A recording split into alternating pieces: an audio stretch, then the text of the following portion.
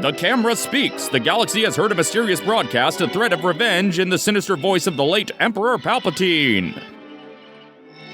Oh, good. Story by the cinematographer of Birth of a Nation. Great.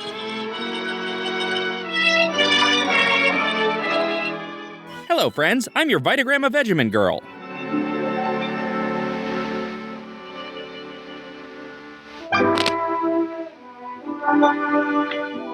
Why the Babes in Toyland score? Pop. Hello, Bill. Say, Pop, do you mind if I park my camera in your room tonight? Pack the camera in the hammer-a-yamra? Thanks a lot. Go ahead, Joe. Right over there in the corner. Nobody puts camera in a corner. Kind of late tonight. Yeah, we were down at the opening of the Cocktail Parade. Cocktail Parade is my Rat Pack cover band. What a crowd. Cocktail Parade? Sounds like the good old days. Say, Bill, get a load of the cigar box. They used to call it camera. Wait, is it September 17th? Australian Citizenship Day? You really took moving pictures with that thing, do you? If that camera could speak, it'd tell you plenty. And it'd give this film a premise. Good night, Pop. Good night. So long, Pop.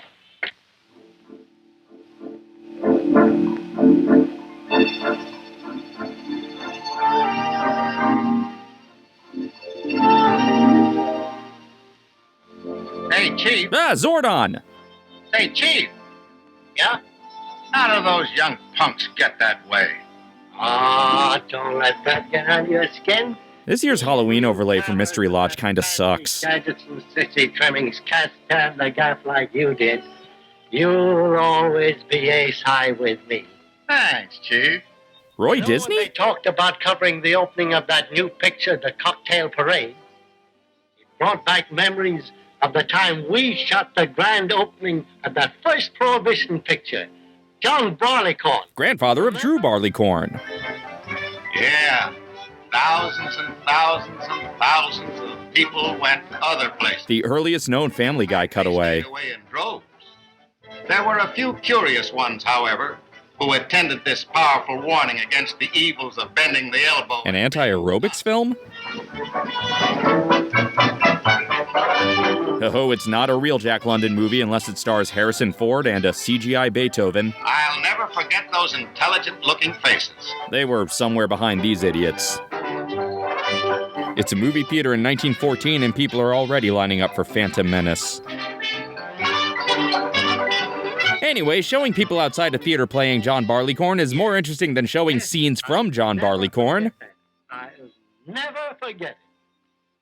I don't see how you can remember anything.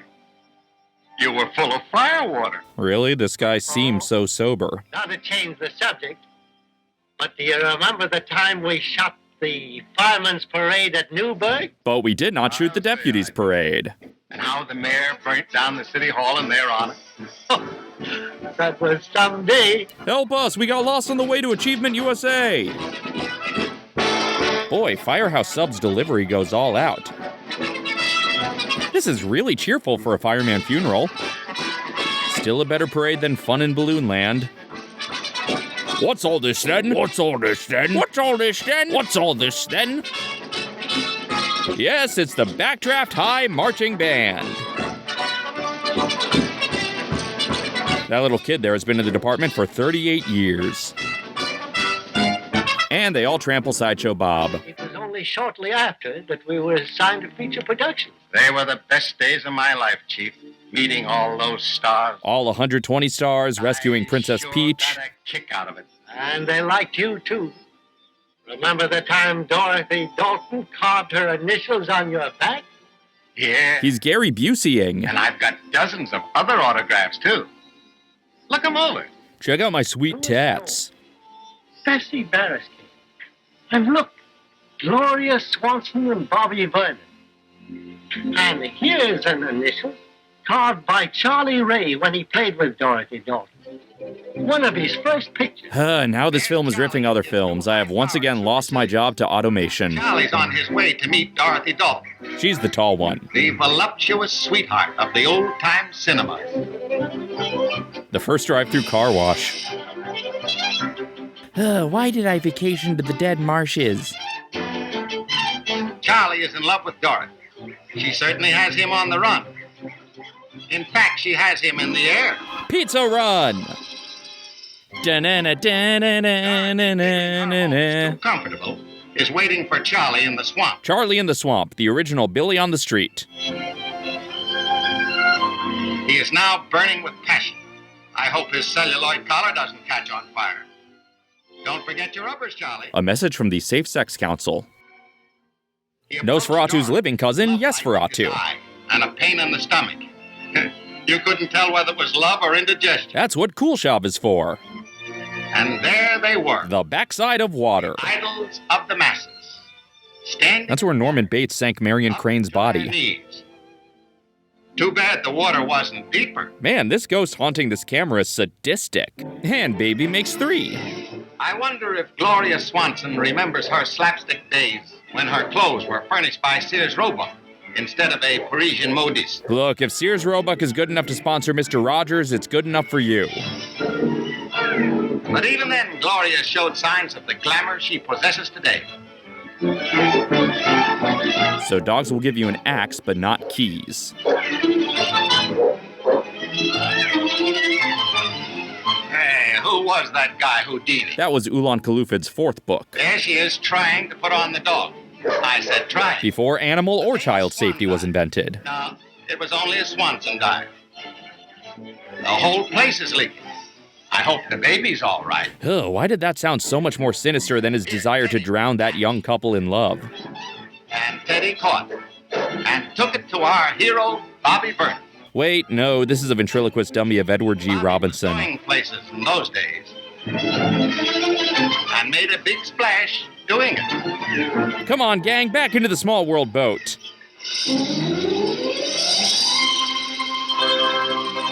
Yeah, that's the face of a woman who wants to be kissed. They were a great bunch of troopers.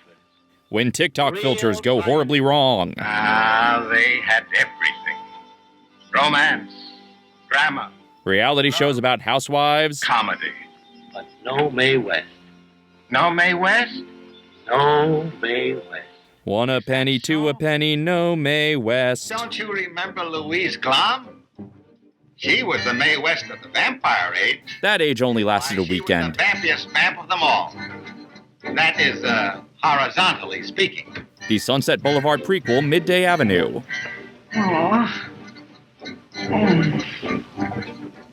And many a fool there was longing to get caught in her web. I hate it when the dub doesn't match the subtitles.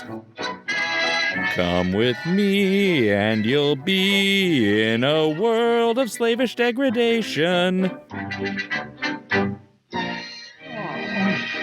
Don't worry, folks, that's not passion, just a little acid. Oh, the Hays Code won't like that either because it implies gluttony.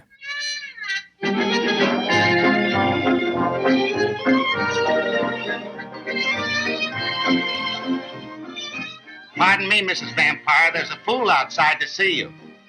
The old-time movie vamp always liked to have a little fool around. Hey, you can't say fool around back then.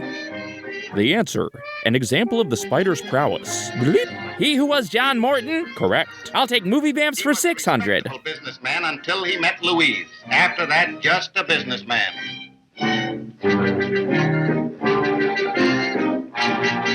Exhibit A?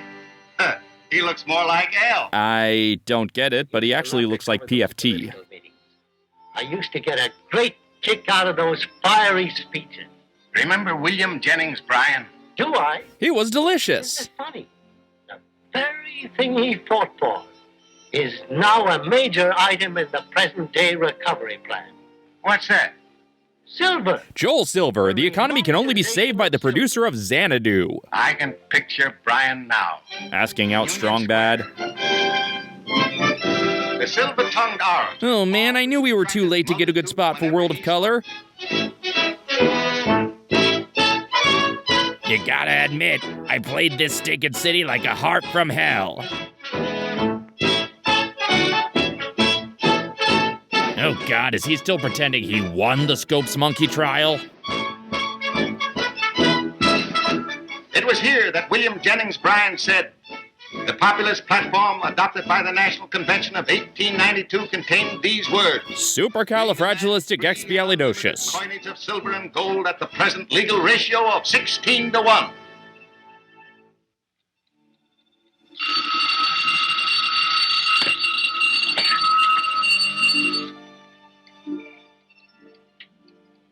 $16-1.